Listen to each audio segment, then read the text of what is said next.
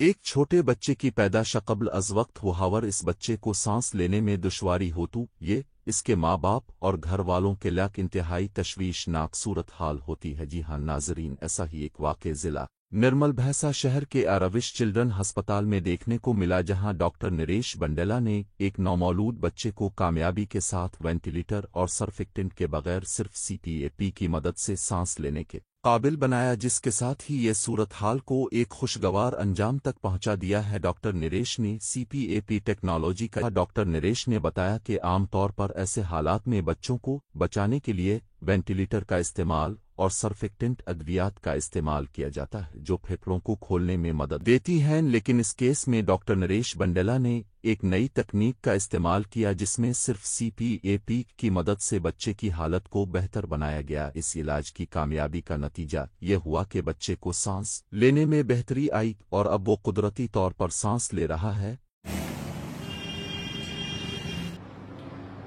నమస్కారం, నా పేరు Naresh Bandela, RS children hospital Bhainsa.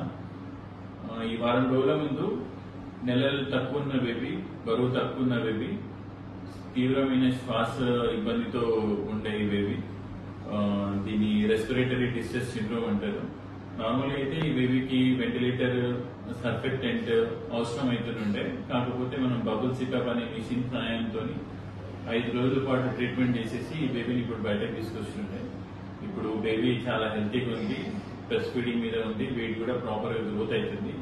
ఈ ఫెసిలిటీస్ ని బైన్సా ప్రజలు, చుట్టుపక్కల ప్రజలు అందరూ యూజ్ చేసుకోవాలి.